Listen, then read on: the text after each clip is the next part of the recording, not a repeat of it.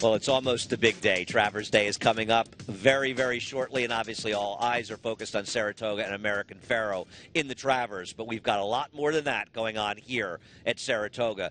And the action kicks into high gear in race number 6, the first of 6 consecutive Grade 1 races ending in the Travers. We're guaranteeing the pick 6 at $250,000, all Grade 1s. The first one, the Personal Ensign. The big names are here. Stop Charging Maria beat Untappable last time. Stop Charging Maria seems almost invincible in Saratoga. She's they're meeting, I should say, Sheer Drama, who is the hero of the Grade 1 Delaware at 1.25 miles in her last start. They're all hooking up. In my opinion, Untappable may be able to turn the tables. She has not shown yet to be the 4-year-old, the same horse as a 4-year-old, I should say, that she was as a 3-year-old. With her outside post, I think she's going to be in the right stalking position. I believe she's the horse to beat in here. But you have to use the 4 Stop Charging Maria. You probably have to use the 2 Sheer Drama. They look like the main 3 players in this race. Nothing clever. Race number 7 is the Ballerina at 7 furlongs, the Grade 1 Ballerina. La Verdad is the horse to beat. She's been brilliant this year. As good as ever, if not better than ever. But she's got to get 7 furlongs, and she has to do it against a very tough field. I don't think anybody's going to necessarily sacrifice themselves and get into a vicious speed duel with her. But they've learned with La Verdad she's got to roll on the front end. And I question whether or not she'll get the 7 furlongs. I think Mary Meadow could be close to her. I think Room for Me is going to be close to her. To me, Dame Dorothy is the obvious threat, a Grade 1 winner.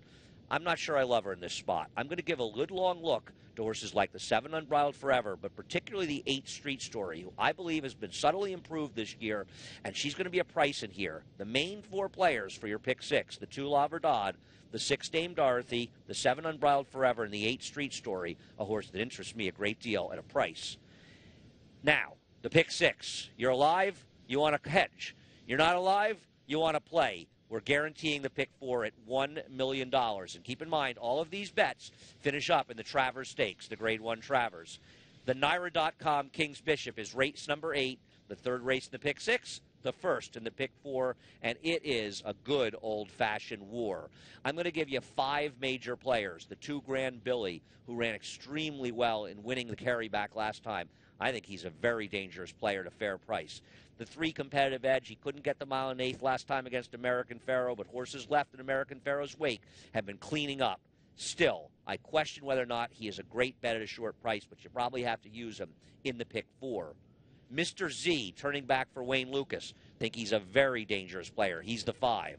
The 7 Holy Boss, who won the prep for this, the Amsterdam, a very good horse for Steve Asmussen. And the 10 March is going to try to get back on track after winning our Woody Stevens, winning our Bayshore, but not running well in the Amsterdam. He has to be considered a player. The 2, 3, 5, 7, and 10 would be the 4 I would look at the most, but there are other horses in here, including an exciting mating breaker named Watershed, the 4 horse, but this is a lot to bite off in just his 2nd career start. We continue the Grade 1 action with the Grade 1, Priority 1, Forgo. It's the 9th race. Another war. We've got 12 lining up. You don't need me to tell you that it's a major matchup between the 7 Private Zone and the 5 The Big Beast. The Big Beast was not helped by the draw. He drew inside a Private Zone, and there are other speeds. The Big Beast is a horse that needs to run outside in the clear to do his best running. Not saying he can't win this race. He's a major player. But I think the Private Zone gets the edge because you know if his speed's going to clear off, the Big Beast has to make his own trip. There are other horses, though, in here. Can the 1 Race Day rebound from his poor performance at Monmouth? When he won his prior race, the Oakland Handicap, he ran about an hour before American Pharoah won the Arkansas Derby, and he ran a faster race. I cannot explain his last race. I am highly dubious he's going to run well in here, but I think he's a horse that you have to take a look at. The 6th, Cruz, 2nd race in this country. He's got talent. Maybe he wasn't up the Met Mile. That was his first start coming from Dubai. He may run better here for a very hot barn in Kieran McLaughlin. And don't rule out the 10 Salutos Amigos, who never got comfortable towards the inside last time. He draws outside in here. He's going to be a fair price, and the good Salutos Amigos can be a player.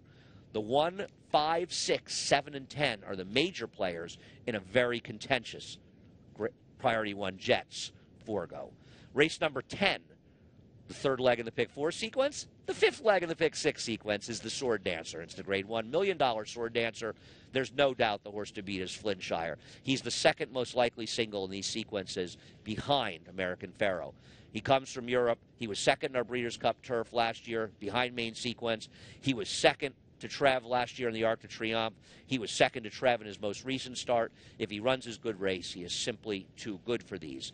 I think the one Imagining is worth taking a look at. He's had some tough trips. He draws the rail. Hopefully they'll let him roll early in here. I also think the 4 Red Rifle is improved. They've all got to beat the 2 Flintshire, but maybe you want a little backup, and for me the backup would be Imagining. Red Rifle and Twilight Eclipse are also dangerous in this race. The 11th race is the big one. It's the Travers. There's the field for the Travers. 1 to 5 morning line, American Pharoah. I've tried to beat American Pharoah unsuccessfully. I'm not trying to beat him in this race. I'm not saying when I finally look at it, I'm not going to take a shot or make a case for somebody else, but he has to be a main anchor in your pick 4 and your pick 6 in here. The other obvious players in here are the 1 Upstart, the 4 Texas Red, the 6 Frosted, and the 7 Keen Ice. Of those horses, if I had to use one of their horses right now, it would be Texas Red. I reserve the right to reevaluate it. You better watch Talking Horses on Saturday morning. But I think Texas Red is the one horse that can put himself in position, and he might have the ability to beat American Pharoah if things go absolutely perfectly for him. But as we've seen in many races, beating American Pharoah is no mean feat. It's going to be a very, very exciting day here in Saratoga on Saturday. We've got plenty of guarantees throughout the day. We've got a $250,000 guaranteed pick 6. That begins in race 6, and the pick 4 is guaranteed $1 million as well, and that begins in race number 8. Don't miss out. It's going to be a great day.